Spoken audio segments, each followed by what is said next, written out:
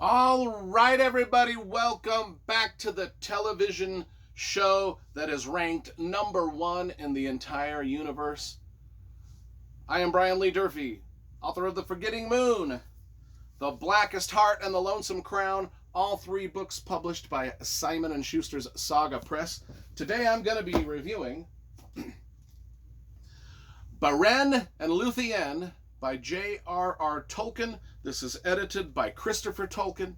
And we're going to be discussing this book at some small length here today, and we'll see what I think of it. What do I think of it? Okay, so there's a couple of things. Let's start with the cover first, and we're going to talk about artwork here for a minute. The cover first is done by Alan Lee. You know, Alan Lee is the great Tolkien illustrator. He illustrated, gosh, he was one of the designers of the Peter Jackson Lord of the Rings movies. He's a big name. He's done a lot of artwork in the Tolkien universe, and it's just beautiful. It's just spectacular stuff. And he's done the cover for this, and it's a nice wraparound cover. He's done a lot of the covers. He did the cover for the companion novel, The Children of Hurin, and a lot of other ones, The Fall of Gondolin. All of them. He's pretty much done all of them, really, to be honest. And so Beren and Luthien. Now, I have done some Beren and Luthien art myself. If you've followed my channel or my career at all, you know I used to do illustrations. I was an artist once, and I did illustrations for Dungeons & Dragons magazine. I did Magic the Gathering cards. I also did, back in the late 1990s when I was in college, I did Iron Crown Enterprises, did a collectible card game like Magic, but they were Tolkien cards. Some of you might remember them. I did probably 40 or 50 of these cards.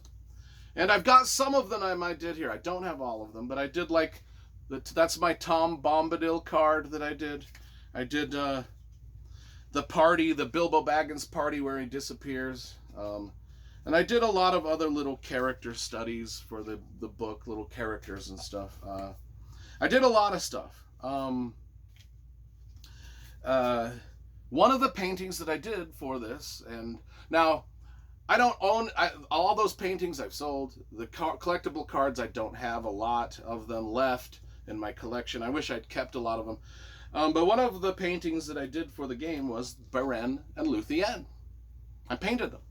And I look at Beren and Luthien in the Alan Lee version, and I remember the art directors at Iron Crown Enterprises that were doing the Tolkien game. I remember them art directing me on how to paint Beren and Luthien, and they told me they were the most beautiful people in the history of the universe, of any universe.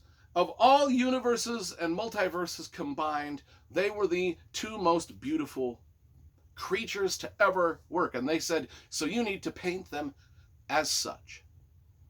And every sketch I sent them, they're like, nope, not beautiful enough. Not beautiful enough. I mean, oh my God, I was trying to hire the most beautiful models, and I think they paid me decent. I think they paid me like $500 a card, or maybe $1,000 a card. But I was like, okay, I'm gonna hire some professional models that are beautiful. And so I hired, and I literally like traced their faces. They were so beautiful people. I traced their faces, and not beautiful enough. I'm just like, what can I do? Anyway, they eventually accepted the painting I gave them. How is a person supposed to do an piece of artwork of the most beautiful creatures in the history of all the universes combined? Nobody knows what that looks like, and clearly the art directors didn't know what it looked like. I didn't know what it looked like, and nothing was satisfactory to anybody. And but we did what we did. Now, I've tried to find online this image, and I can't. I did a very quick Google search, but if anybody of you can find online and send to me somewhere on Facebook or Instagram that image of Beren and Luthien that I painted, please do, because I don't remember what it looks like. But it's out there somewhere. Or if you even have it in your card game collectors. Anyway, enough of that. Just wasted the first 4 minutes of the review of this book talking about myself. It's not surprising. Let's talk about the book. Beren and Luthien, I really got into that in the late 90s because of that illustration I had to do. That's the reason I brought that illustration up and the history behind it, is because back then, the only reference we really had to Beren and Luthien was what loose, small references were in The Lord of the Rings, and about a 20 to 30 page story about the characters in the Silmarillion. And it actually, because of that illustration that I did, it became my favorite story in the Silmarillion because I read it over and over and over and over, trying to glean out of it anything I could about what the most spectacularly beautiful people in the history of all the universes may or may not look like. So I studied the story quite, and it became one of my favorite stories in Tolkien lore. So, when this book came out, I was like, cool, this is gonna be dope and awesome, and I will love it so much. Turns out, now you guys know that I don't give negative reviews on this channel. Because I'm not gonna crap all over some other author's work and maybe affect his sales by my opinion, because my opinion matters not at all to anybody, really, in the long scheme of things, right? I mean, people have diverse interests. They like different things than me. I get that. This channel is all about celebrating books, celebrating writing, and being positive about things. Now, I'm going to say a few negative things about this book particularly because, and I'm not too worried about it this time because, A, the Tolkien estate is not going to lose any money if I say, I didn't quite like this book.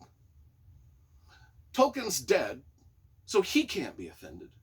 And really, this is full of Tolkien's writings, but it was kind of compiled by other people, and that's where the problem lies, is the compilation of Beren and Luthien information in here is kind of a little scattered and a little all over the place and a little too much, and I just preferred the legend of Beren and Luthien as the small short story that we got in the Silmarillion, rather than all of this other extra stuff. I don't think it added anything to the legend. I don't think it added anything to my love of the story. It actually kind of took away a little bit because I was just kind of like, sometimes legends need to remain legends and they don't need to be fleshed out every nook and cranny, if that makes sense.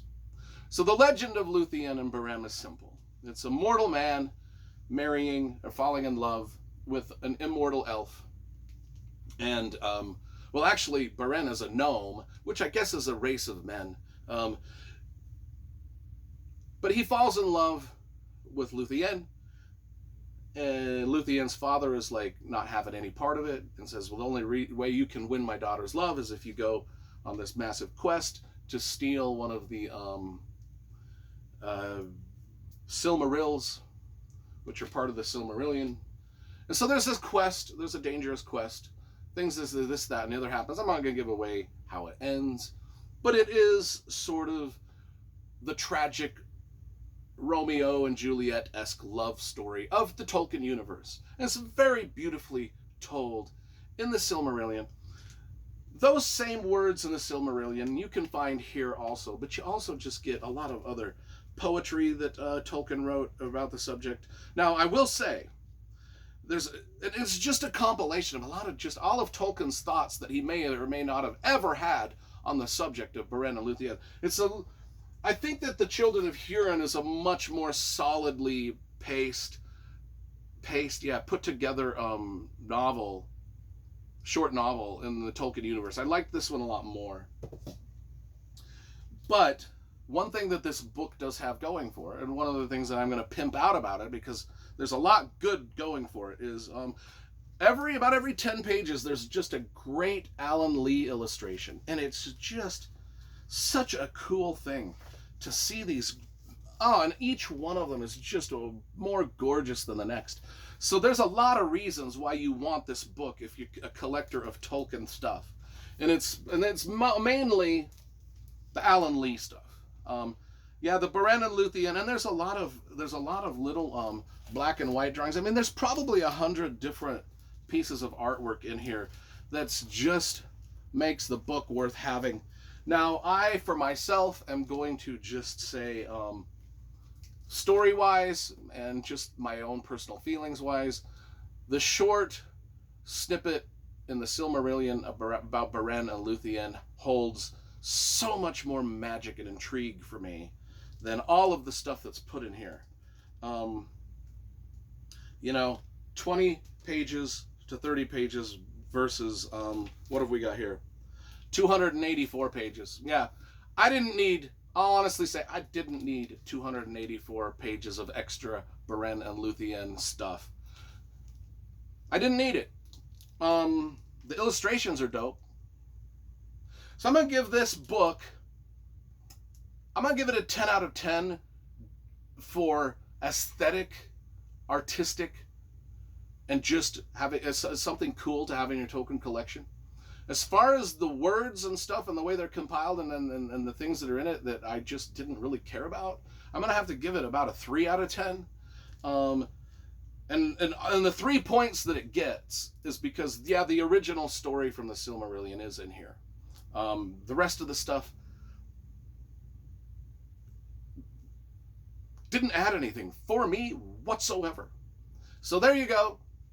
My first ever kinda negative review of a book. 10 out of 10 aesthetically, 3 out of 10 content. It is what it is.